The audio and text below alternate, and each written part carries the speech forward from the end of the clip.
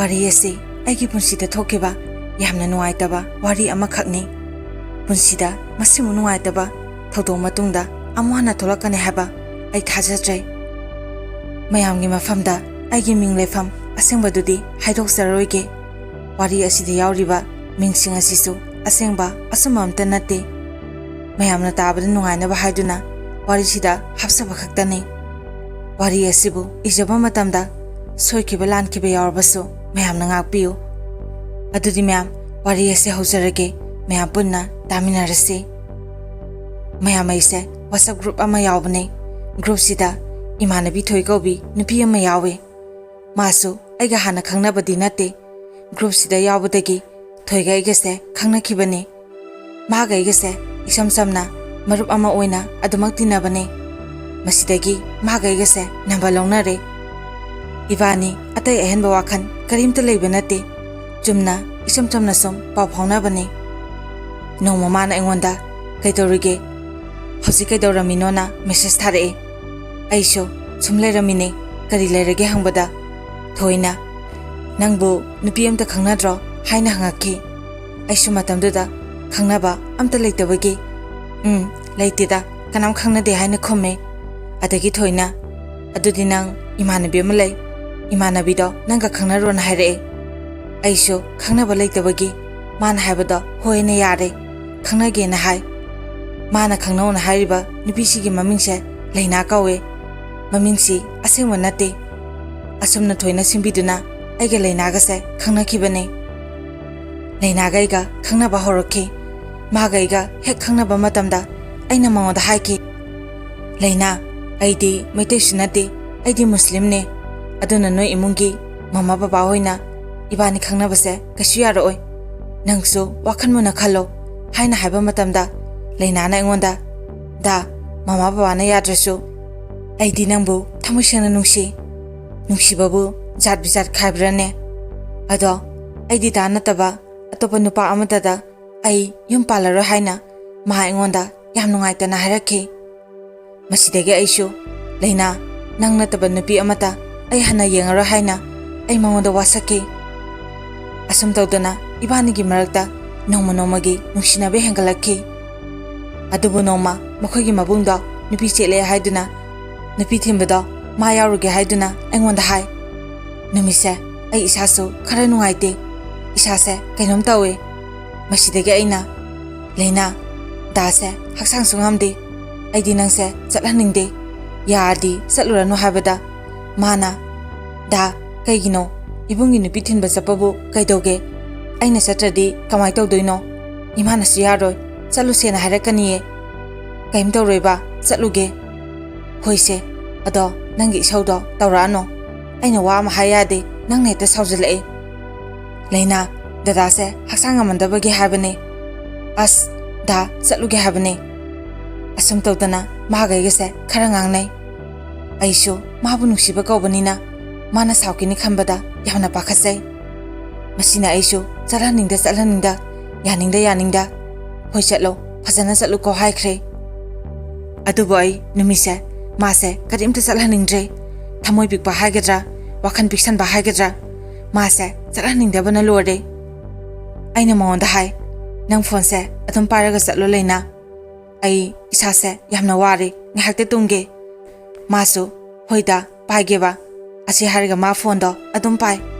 Aishu ngahakte numise tumtharure nungthingi matamsida aina haugatpaga mana da ai horen sapada mitup namnabase leramdre adu amta ai lerukhige. Aina leina nang thuranuba aisinga sidi isasu yam nungaite. Isasisu kainom itaw tawe. Si harba matamda ma engonda mare adum tawsilae. Masidege aishu upai leitadana mana habado adum yakre. Aina phone de adum payo na habadagi ma phone do paraga adum satle. Si haraga ma phone paina dukan da thokre. Adugadi dukan yaukibadagi ma aduma phone do kakre. Aina phone se hanjin tawsile aduso aduma parakhidre. Ainu mise isasi lefam sapam khangdre. Ma kaidoramni nupa atopaga ma unaramgadra khangde jat ni khalibase. Ma aduma aina toba koldo parakhidre. Numidang waram mabungna aingondda call tawraga nabani kaida lei thuna hairao ai hojima lakena sauna haire aidi tasena khangdabagi aidi yumda lei leina do kaidorage na hange masidagi mabungdo aduma phone do kakre ai numisa pakhatle numita slabho mana kadai leirino khale ai amo mangonda call tawsile aduga di mabungdusu number do off hare ai ta phone khangdadana ai magi mamanabi thoida call tawsile masu paraktre numituma aise tumba saba yakhide satkadabasu isaga ngamdabaga upai dum leitre nongambaga lenagi mamanabi thoida ina call tawe maduda thoina kaidorage nangna ngantana call tawrisibo nangara aingonda call tawrama male aisu call back tawge tawraga adum kauktoe somda thabaga khara sinbaga kai hagaino hairo thoi nang lena hoidamta sapigera kaidorabano khangde mangara numidangdagi magi phone do off laikre mabungna soingonda call tawraga hangame o hoyaye kaidorajat no maduna ai chatluge ai mafamda yobaga maga thengnaradi ai tawrage aduga nabani wari sanoko si hainaraga ai phone se thamnare ai thoina call tawrapa wana ngai jaki ngahak leraga thoisu aingonda call tawre ai lenaga thengnaramani khalaga harauna call do satpa khatli aduga di thoina ai nangwanda kari hagadabano khangdre thoi kaidorage aingonda sengna hayo leina do ngarang nupa amda sengkhre na hare ai thoigi wado taba matamda mitagi fi takhiba khangaude isase kainom toroki ai call do phatka aga pena kafki nupa oresu ai ya wabase khamangam khide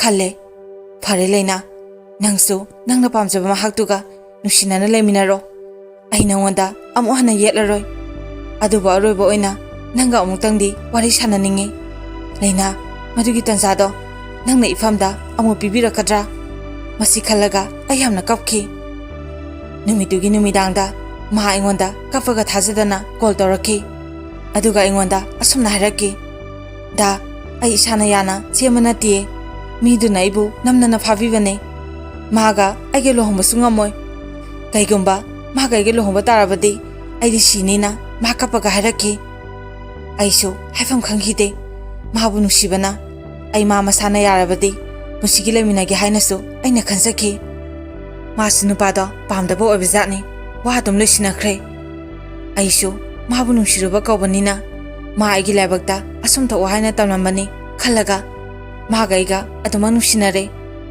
manasu aingonda wasaki ai dana taba adopa nupa amtada yum paloye ai sine haina fau mana wasaki aisu mahabu lobangam ngani haiduna mangonda wasaki asumna ibani somnu sinarapana zahi mari jangpa swasidani magaiga se chele adubu ibani jasumana banate moigi ahan singnasu leinabu inthore adubu aikoyani yamna nusinana lei aigi ima babanasu mabu masada nusina luna tawjai nongma leinana aingonda yamna nungaitana asumna haraki da aisha akoyumgi ima babana lokhabiradi yamna nungaini ko aina nungaini ado moigisa aisha muslim ne habagi jat manadabagi yahaki pendabagi migi mamangda ikaibagi nangbusum intokpo oramniye kasu khalunuse ado da ai tasene nungaite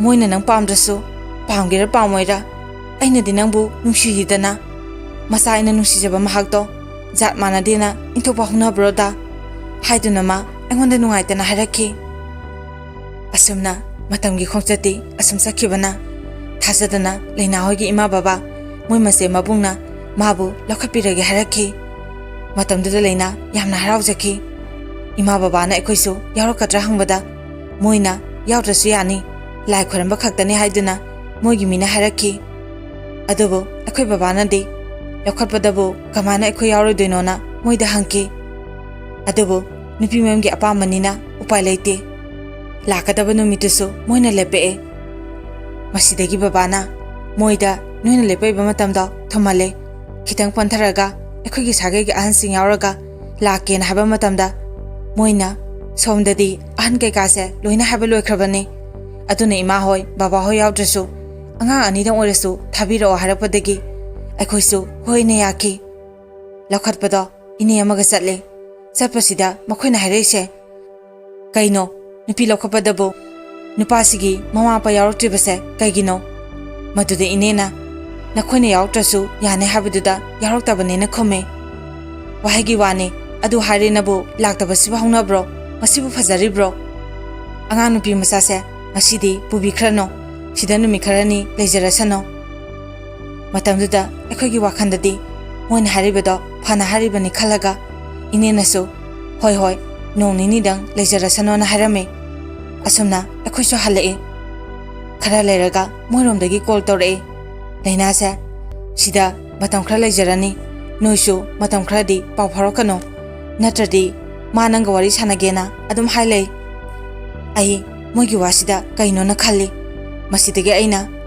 मोइगी मेमदे चले अदुगा लैना पुद्रदी युमदा हलोइना हाय अदुगदी Moina हजिक मतमसे वारापिनबा यामना लेरबने अदुना नंग याम थुना नेमदा हनख्रो फजना हारिङासिदा हाइना साउना हारखि आइसुनुमिसे उपाय लैता युमदा दुम हले फनेयाम आई mono call तवे मोइगी मुंगी आयाबा नंबर खुदिमक्ता अदुबो अमता पाइरखिद्रे कोन थंगदा जात मानदे इसासे पियरोइना हारखि आई तफम खंखिदे अरोइबो ओइना मोइदा हाइजखि फारे नोइना हाबदो आयारगे अदुबो आई लैनागा वारी हमता सानजगे मागी वा अमता अरोइबोइना ताजगेना हाबदा मखोइना नखोइ अनि वालोसिनख्रेना यामना लाइन हारखि मसिदेगे आई साउना कइनो नुपा आयावदना कमाइना वालोसिनरिबनो हाइना हंबा मतमदा मसिन थिरमगा अदुम थंख्रे पाव फाउननबा फनाम होनै उपाय लैते